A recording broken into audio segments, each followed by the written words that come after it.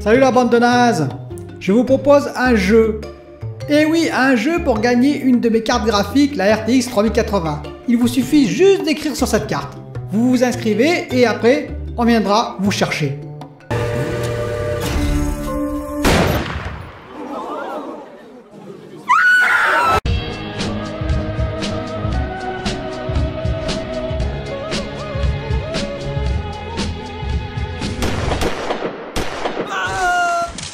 Bonjour les amis, aujourd'hui beaucoup de sujets dans cette actu du geek, vous allez voir. On va parler d'abord d'un test qu'a fait Digital Foundry sur les SSD qui est très intéressant dans la PS5. Vous allez voir, c'est assez intéressant et assez surprenant. Je vais également revenir sur le Philips 9506, vous savez, j'en ai parlé, le mini LED Philips, parce qu'il y a un petit détail dont je ne vous ai pas parlé, et quand même qui est assez intéressant, en particulier, vous allez voir, sur le 4K 120 Hz VRR. Je vais rapidement revenir également sur un studio Xbox, on a des nouvelles dessus qui sont assez intéressantes. Je vais parler d'une série sur Netflix. Je vais également évoquer les propos de Lisa Su, et oui Lisa Su, la patronne de AMD, qui a dit que pénurie il y allait avoir encore. Et ça va me permettre de rebondir sur la crypto-monnaie, la Chine, la FinTech. C'est quoi la FinTech? Eh bien vous allez le découvrir. Et je vais surtout parler également d'Anakin, de son jeu Age of Albuvia, qui est un jeu indé de la part d'une personne qui programme en dehors de son temps de travail et qui a fait un jeu qui était exceptionnel pour la quantité de travail qu'il peut fournir sur ce jeu. Commençons tout de suite par Xbox. Une nouvelle assez intéressante sur un studio qui s'appelle Playground Games. Playground Games, vous connaissez, et oui vous connaissez puisque c'est eux qui ont fait Forza Horizon, et oui le Forza Horizon 5 qui va arriver, le jeu qu'on attend tous sur le Game Pass, eh bien ils ont fait ce jeu. Et qu'est-ce qui est intéressant pour ce studio? Eh bien, ils ont embauché, ils ont 106 offres d'emploi d'embauche, ils embauchent à tour de bras ce studio depuis 2021. Et pourquoi ils veulent embaucher? Pour continuer bien entendu la série Forza Horizon, mais aussi pour le jeu qu'on n'a pas oublié, Fable. Et oui, Fable qui va arriver, bon peut-être pas tout de suite, mais peut-être plus rapidement que prévu avec les investissements qu'ils se sont donnés. Ben effectivement, 100 employés de plus d'un coup, ils passent de 200 à 300 employés, à plus de 300 employés, ce qui fait que ça devient un des acteurs majeurs des studios Xbox. Et d'ailleurs, ça prouve quand même qu'il y a de l'investissement de la part de Microsoft, de la part de Xbox dans ces studios, que Xbox injecte de l'argent, parce que quand même, embaucher 106 employés d'un coup, alors qu'on est que 200, augmenter sa charge salariale de 33%, même plus, eh bien écoutez, c'est énorme. Côté Philips 9506, qu'est-ce que j'ai oublié de vous dire? Eh bien regardez les spécifications, c'est tout simple, c'est marqué, c'est comme Hisense, c'est précisé 4K 60 fps VRR ou 4K 120 fps, point final, 120 Hz. Ça veut dire que ce téléviseur, tout comme les Hisense, ne peut pas faire du 4K 120 Hz VRR. Donc je vous en ai beaucoup parlé de ces puces Mediatek. En fait, la puce Mediatek S900 est sortie en 2019. C'est elle qui devait gérer le HDMI 2.1 et qui est probablement déclinée sous différentes appellations dans tous les systèmes. Panasonic, Hisense, bien entendu maintenant Philips, également Sony PS5 et XH90 et également les A90J, A80J, etc. etc. Et cette puce n'est pas capable de gérer apparemment le 48 Go/s secondes. Visiblement, elle ne peut pas gérer tout le HDMI 2.1 tel qu'il est défini. C'est pour ça que ça expliquerait pourquoi lorsqu'on fait du 4K 120 Hz avec du VRR et du HDR, parce que le HDR10 ça prend énormément également, 10 bits couleur je vous rappelle, et ça prend énormément de bandes passantes, eh bien ça ne peut pas tout gérer à la fois, il n'y a pas assez de bandes passantes sur cette puce. À vérifier bien entendu, mais Philips a clairement défini qu'il ne pouvait pas faire du 4K 120 Hz VRR. Hisense a défini qu'il ne pouvait pas faire du 4K 120 Hz VRR. Panasonic, ils l'ont dit également. Il ne reste que Sony. On verra si en décembre, effectivement, ils arrivent à contourner le problème. Alors Lisa Su, je vous rappelle, PDG du groupe AMD, a dit clairement que, eh bien non, on n'aurait pas de fin de pénurie avant probablement juillet 2022 et que jusque là ça allait être difficile et donc que les GPU mais aussi les APU pour la PS5, Xbox Series X et potentiellement la Xbox Series S, on aurait des problèmes d'approvisionnement. Elle nous dit également que ça ira mieux à partir de juillet 2022. Écoutez, ça j'y crois un peu moins, je vous le dis en toute honnêteté. En fait, le brouillard est total, c'est un peu comme la météo. Elle fait une prévision météo sans rien y voir parce que effectivement, c'est un peu comme si vous faisiez une prévision météo à 3 mois près. C'est le brouillard. Et oui, pourquoi je dis ça? Parce qu'elle avait déjà dit. Je vous rappelle qu'en juillet 2021, ça irait normalement mieux. Elle n'était pas la seule à le dire d'ailleurs, mais elle avait dit normalement mi-année, fin d'année 2021, les approvisionnements seront meilleurs, ça ira mieux sur le plan de la livraison, par TSMC en l'occurrence. Eh bien on le voit qu'aujourd'hui ce n'est pas le cas, c'est repoussé en 2022. D'ailleurs j'avais fait une émission là-dessus pour dire que jusqu'à fin 2021 ce serait problématique. Eh bien ça va encore plus loin, certains disent même 2023, donc la pénurie n'est pas près de se tarir selon moi. Si la demande est toujours aussi forte, avec bien entendu toutes les puces Intel, toutes les puces Nvidia, AMD qui vont sortir et qui vont demander de plus en plus de process, sans compter bien entendu Apple et tous les autres acteurs, eh bien ça va être difficile de tout caser d'ici 2022-2023. Et donc ça me fait basculer sur le FinTech. C'est quoi le FinTech? Eh bien écoutez, ce mot est apparu dans les années fin 80, début 90, mais c'est pour désigner toutes les startups qui vont travailler sur la finance, c'est-à-dire créer un nouvel univers, une nouvelle façon d'utiliser la finance et de l'offrir et aux consommateurs, aux particuliers et aux entreprises. C'est-à-dire ne plus utiliser finalement par exemple sa carte bancaire, ne plus utiliser du liquide, ne pas utiliser de chéquier, mais d'autres modes de paiement, utiliser d'autres comptes, par exemple entièrement robotisés.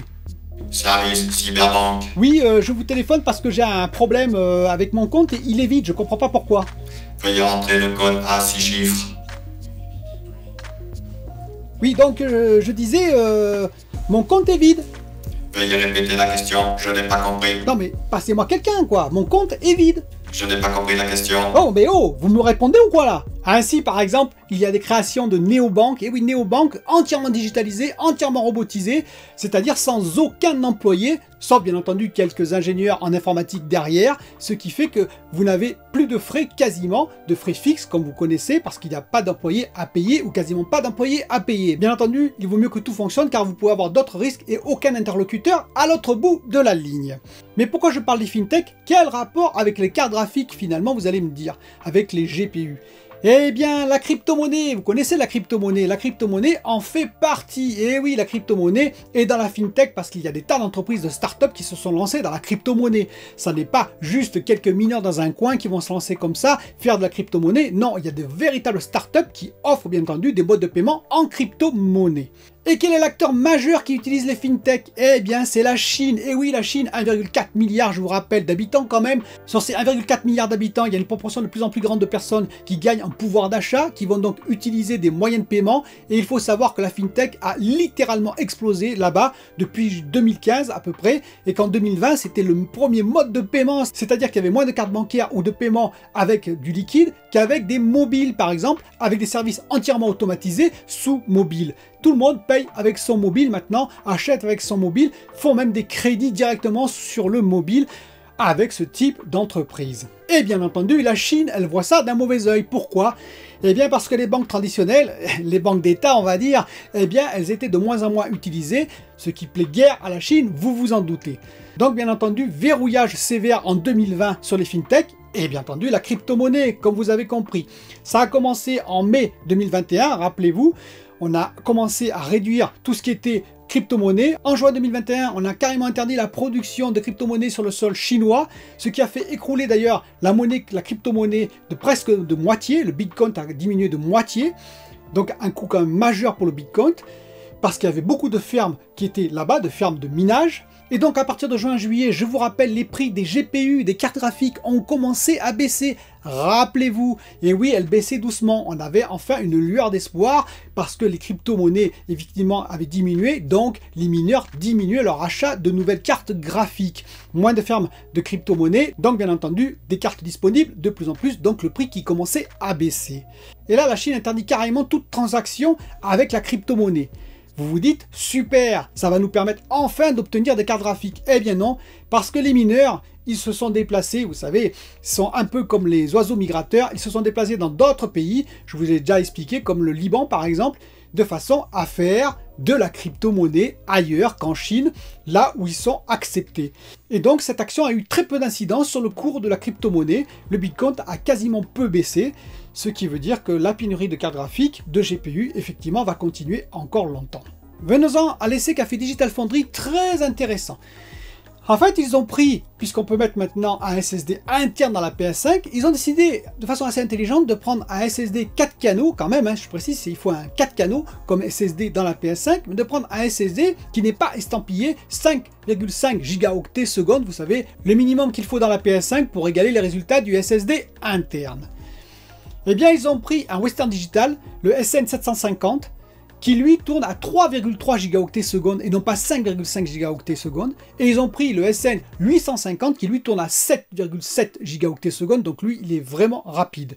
Et donc ils ont mis ces deux SSD à l'intérieur pour comparatif, Digital Foundry. Et qu'est-ce qu'ils obtiennent? Eh bien c'est très intéressant, parce qu'ils ont utilisé ça sur plusieurs jeux, dont Ratchet & Clank Rift Apart qui a été normalement optimisé, vous savez, pour le SSD, pour les transferts rapides d'un monde à l'autre. Eh bien, ils obtiennent les mêmes résultats à un détail près, à une virgule près, à rien du tout même. Ils obtiennent les mêmes résultats en termes de jeu. C'est-à-dire qu'on ne voit strictement aucune différence dans le jeu, ce qui est très intéressant. Au point de vue chargement, au début, effectivement, il y a une petite différence, mais qui est très légère. Et ensuite, dans les différents menus, très peu de différence entre les différents SSD, c'est-à-dire interne et externe 850, externe 750.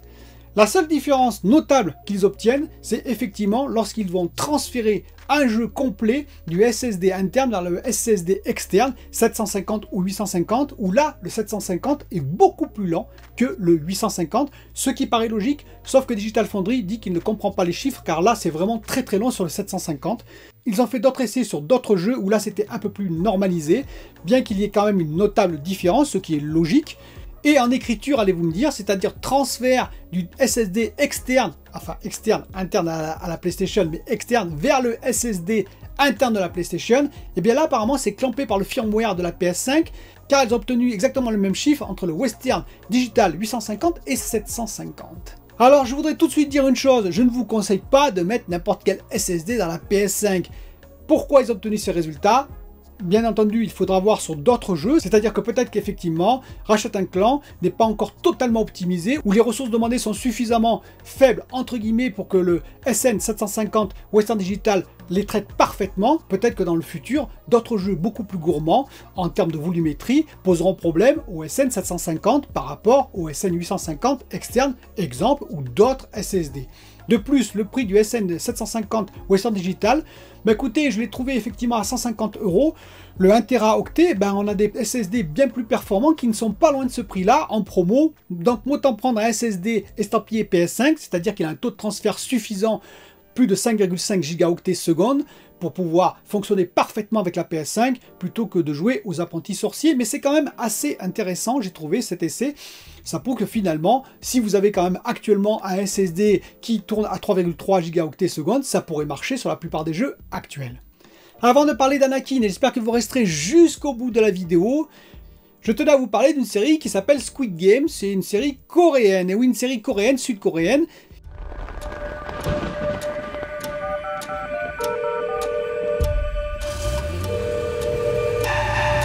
qui est un Battle Royale, mais un petit peu intelligent, je dirais quelque part, c'est-à-dire que le scénario est différent des traditionnels Battle Royale qu'on voit en série ou en film. En fait, cette série se base sur des jeux, c'est-à-dire que contrairement à d'autres Battle Royale où finalement on met tout le monde dans un même endroit et soit vous êtes pourchassés par des tueurs, soit ils s'entretuent entre eux, et bien là, il y a des jeux qui sont proposés, les participants ont accepté de venir dans ce jeu, bien entendu sans savoir ce qui allait se passer.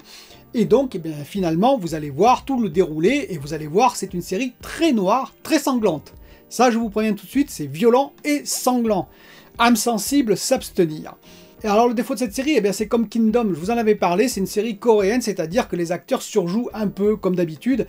Alors, moins que les anciennes séries que je voyais à l'époque, mais ça continue à surjouer un peu, donc il faut apprécier quand même le jeu d'acteurs coréen, je précise. Par contre, la série est bourrée de bonnes idées, c'est très dynamique, c'est très sanglant, c'est assez gore. Voilà, donc on se demande toujours ce qui va se passer. Et en plus, il y a des histoires parallèles qui se dévoilent petit à petit, donc c'est juste intéressant. Voilà, c'est un mélange de survival, d'horreur, de thriller. C'est un bon cocktail, et je trouve que pour l'instant c'est intéressant, il y a des personnages atypiques, il a une très très bonne note, entre parenthèses, et je comprends cette notation. Je précise quand même une chose, je n'ai vu que la moitié de la série pour l'instant, mais je vous la conseille, dites-moi ce que vous en pensez en commentaire. Et maintenant on va parler du jeu d'Anakin. Alors je vais vous donner quelques détails supplémentaires, mais finalement assez peu. Je vais surtout vous inciter fortement pour tous ceux qui aiment, vous savez, le rétro gaming, pour tous ceux qui aiment aussi les Zelda en l'occurrence, pour tous ceux qui aiment des jeux indés, eh bien d'aller sur son Discord. Il sera bien entendu en dessous dans le descriptif de la vidéo. Il a un Twitch, il a un Twitter. Je vous incite vivement, bien entendu, à prendre contact avec lui et pourquoi pas à le soutenir, peut-être en testant la bêta version et surtout par la suite en 2022 en achetant Age of Albuvia. C'est son jeu, un jeu très Zelda, un jeu marrant, un jeu super bien développé. Je vous rappelle qu'il est seul, qu'il fait ça en dehors de son temps de travail. Écoutez, regardez le résultat et vous allez voir, c'est quand même assez exceptionnel. Alors il a rajouté toute une nouvelle zone, pour ceux qui me suivent depuis longtemps, il a rajouté toute une nouvelle zone avec un château fort en l'occurrence, et avec d'autres quêtes qui vont apparaître. Il y en a quelques-unes qui sont déjà faites. Par exemple, il y a une quête avec les poules, une quête aussi avec une abeille, une quête avec un chat. Vous voyez, différentes quêtes un peu différentes, avec une vache aussi. Bref, c'est des quêtes assez amusantes. Ce n'est pas un gros jeu de combat, mais il a ajouté un nouveau type d'ennemi, par exemple. Petit à petit, il évolue, il a corrigé de nombreux bugs, il avance, il essaye d'améliorer graphiquement également son jeu. Et donc, si vous voulez en savoir plus, le plus simple, il va participer à la Steam Fest, je vous en ai déjà parlé de ça aussi, ce dimanche à 16 h. Eh bien, je compte sur vous pour que vous soyez présents. Malheureusement, je ne serai pas présent parce que moi, je serai sur la route. Et oui, je vais en famille et je serai probablement de retour à 16 h, même si peut-être je jetterai un œil par mon téléphone en route. Alors, je ne serai pas au volant, je vous rassure. Si je suis au volant, je ne pourrai pas. Mais je compte sur vous, sur certains d'entre vous. Bien entendu, tout le monde ne le fera pas, mais sur certains d'entre vous pour aller voir finalement son Steam Fest, pour aller le soutenir et finalement découvrir un peu plus en avant ce qu'il propose dans ce jeu, parce que c'est lui qui en parlera le mieux par rapport à moi. Mon dernier mot là-dessus, il vaut mieux toujours aider un créateur qu'un influenceur. Je suis influenceur sur YouTube, je suis créateur avec mes livres, et ce n'est pas la même chose. C'est-à-dire que sans les créateurs, par exemple dans le monde du livre, si je n'écrivais pas de livre, eh bien l'éditeur en question ne pourrait rien publier. Par exemple, le correcteur ne pourrait rien corriger, l'imprimeur ne pourrait rien imprimer, et le libraire au final ne pourrait rien vendre. Donc c'est bien le créateur qui est quand même la pierre angulaire de toute création, et c'est la même chose pour le jeu vidéo. Les jeux indés sont nécessaires pour apporter une nouvelle touche, une nouvelle vision, plus de liberté finalement que les gros jeux qui sont très très bien, les AAA, mais qui sont un peu formatés, forcés de devoir toucher un public plus large. Et donc si vous voulez soutenir par rapport à des influenceurs, si vous voulez soutenir ce jeu parce que vous n'avez pas les moyens de soutenir tout le monde, eh bien je préfère que vous souteniez Anakin plutôt que moi par exemple, dans le futur, au moins pour acheter son jeu, pour qu'il puisse continuer l'aventure. Je vous dis à très bientôt pour une nouvelle vidéo.